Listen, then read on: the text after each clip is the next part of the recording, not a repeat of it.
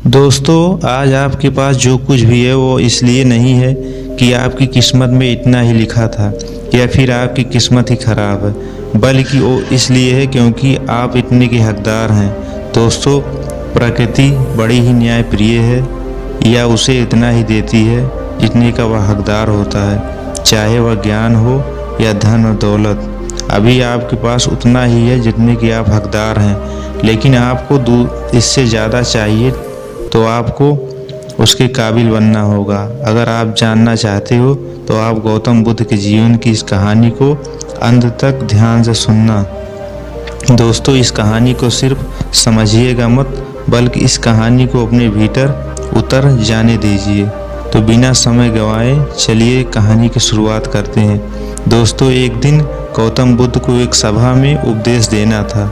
जब सभा का समय हुआ तब बुद्ध वहां आए और बिना कुछ बोले ही वहां से चले गए। तकरीबन 100 से भी ज़्यादा लोग बुद्ध का उस सभा में इंतजार कर रहे थे और बुद्ध के इस तरह के व्यवहार को देखकर सभी लोग चौंके, लेकिन किसी ने भी बुद्ध से कोई प्रश्न नहीं किया। और अगले दिन फिर से सभा का आयोजन हुआ और दूसरे दिन सभा में लोगों की संख्या तकरीबन घट गई थी। इस बार तकरीबन 80 लोग सभा में बैठे हुए थे। बुद्ध सभा में आए, लेकिन इस बार भी बुद्ध ने वही किया, यानी बुद्ध इस बार भी आए और बिना कुछ बोले ही वहां से चले गए। लोग दोबारा से चौंके, लेकिन किसी ने भी बुद्ध से कोई प्रश्न नहीं किया।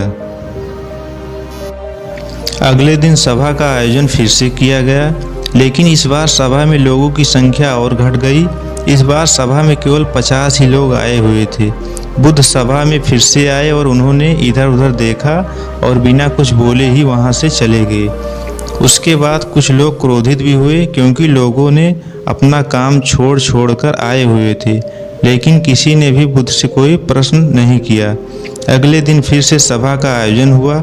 दोस्तों, आप लोग जो इस कहानी को सुन रहे होंगे, आप में से भी कुछ लोग मन ही मन या कह रहे होंगे कि अरे कितनी बार सभा का आयोजन होगा।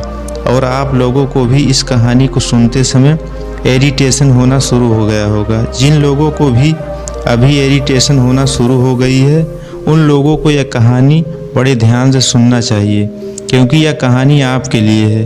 अगले दिन फिर से सभा का आयोजन हुआ, लेकिन इस बार सभा में सिर्फ 30 लोग ही आए थे। फिर उसके बाद बुद्ध सभा में आए, मुस्कुराए और फिर से बुद्ध ने वही किया, यानी बिना कुछ बोले ही वहां से चले गए। इस बार भी लोग क्रोधित हुए और इस बार लोगों ने पीछे से कुछ कहा भी और बड़बड़ाए भी, लेकिन बुद्ध ने उनके किसी प्रश्न का उत्तर नहीं दिया। दोस्तों, अगले दिन फिर से सभा का आयोजन हुआ।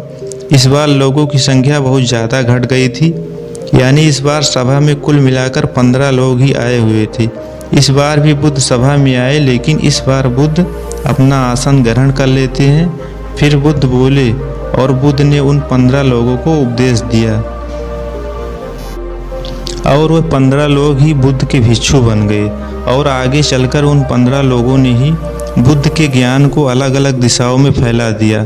फिर एक दिन बुद्ध से किसी ने पूछा कि आप कई दिनों तक बिना बोले ही सभा से क्यों चले जाते थे। फिर बुद्ध कहते हैं कि मैं उन लोगों की खोज कर रहा था जो लायक थे, यानी कि पहले दिन 100 से भी ज़्यादा लोग आए हुए थे। उनमें से ज़्यादातर लोग सिर्फ आए हुए थे और मेरे उपदेश से कोई मतलब नहीं था, वे बस आ गए थे।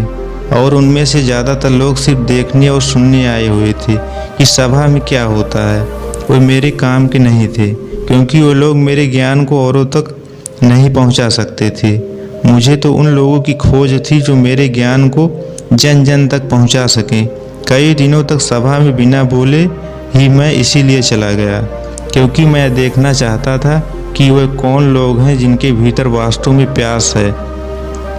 जिन लोगों के भीतर वास्तव में प्यास थी, वे लोग अंत तक जरूर रुके, और जो लोग बस ऐसे ही आ गए थे, वे लोग पहले या दूसरे दिन ही चले गए। जिनके भीतर धैर्य था, उन्हें मुक्ति का मार्ग मिला, और जो लोग जल्दबाजी में थे, वे लोग अब घर में बैठे हुए हैं।